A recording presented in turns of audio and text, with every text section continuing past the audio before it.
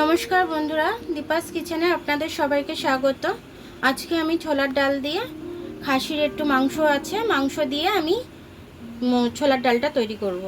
তার জন্য আমি এখানে নিয়ে নিয়েছি এলাচ, একটু লবঙ্গ, একটু ডালচিনি, এটা নিয়ে নিয়েছি। এরপরে আমি বাদবাকি মশলা আপনাদের দেখাচ্ছি। আমি মাংসগুলো দিয়ে আমি প্রেসারে সিটি মেরে নেবো। একটু জল দিয়ে দিলাম, একটু হলুদ দিয়ে দিলাম এটা সেদ্ধর জন্য, একটু নুন দিয়ে দিলাম। এগুলো একটু থেতো করে নিয়েছি, এর মধ্যে দিয়ে দিলাম। আমি প্রেসারে আমি দুটো সিটি মেরে নিই। খাসির মাংস তো দুটো সিটি মেরে নিয়েছি আমি।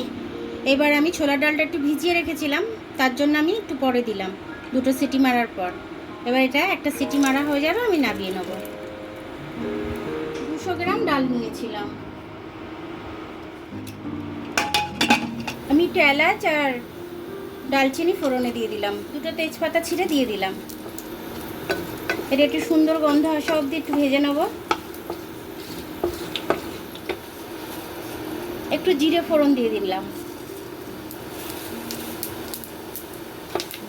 পেঁয়াজটা দিয়ে দিচ্ছি, 3খানা বড় বড় পেঁয়াজ কেটে রেখেছিলাম। এখানে আদা আর রসুন নিয়ে নিয়েছি আমি। মিক্সিতে আমি পেস্ট করে নেব।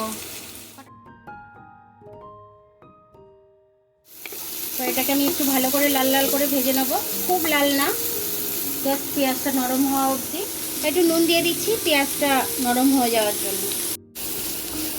পেঁয়াজটা আমার এরকম ভাজা হয়েছে, এর থেকে আর আমি বেশি ভাজবো না। এবার আমি মশলাটা দিয়ে দেবো। আদা রসুনের পেস্টটা দিয়ে দিলাম,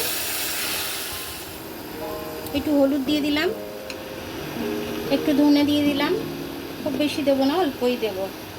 একটু জিরের গুঁড়ো দিয়ে দেবো। এটার মধ্যে একটু জল দিয়ে দিই, নাহলে মশলাটা পুড়ে যাবে। একটু ঝালের জন্য লাল লঙ্কা দেবো আমি, লাল লঙ্কার গুঁড়ো দিয়ে দিলাম।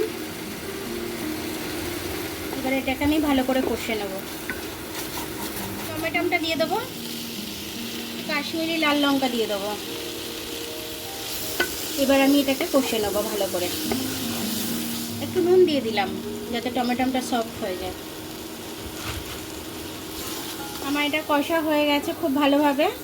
আমি এবার ছোলার ডালটা আর মাংসটা সিটি মেরে রেখেছি ওটা দিয়ে দেবো।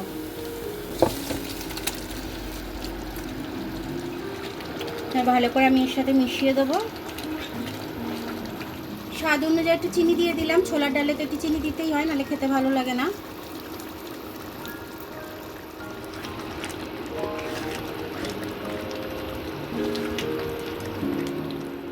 এবার এটাকে আমি একটু ফুটতে দেব, তারপর আমি নামাবো। দেখুন আমার এটা হয়ে গেছে ছোলার ডালটা মাংস দিয়ে। এবার আমি এটাকে নামিয়ে নেব। নুন টুন সব টেস্ট করে নিয়েছি, সব কিছু ঠিক হয়েছে। আমার ছোলার ডালটা মটন কিমা দিয়ে আমি তৈরি করে নিলাম, খুব সুন্দরভাবে হয়েছে, খেতেও খুব টেস্টি হয়েছে। আপনারা এরকমভাবে বানাবেন, বানিয়ে খেয়ে নেবেন, খেতে খুব ভালো লাগবে। লুচির সাথে, ভাতের সাথে, নানের সাথে, যার সাথে খুশি খাবেন, ভালো লাগবে এটা খেতে। তো আমার ভিডিওটা দেখার জন্য অনেক অনেক ধন্যবাদ। আমার ভিডিওটা যদি আপনাদের পছন্দ হয় তাহলে লাইক, সাবস্ক্রাইব, বেল আইকনটা একটু টিপে দেবেন। আর যদি ফেসবুক থেকে দেখেন তাহলে লাইক আর ফলোটা একটু করে দেবেন। আবার কাল দেখা হবে নতুন রেসিপির সাথে। ততক্ষণ আপনারা ভালো থাকবেন, আমি আসছি।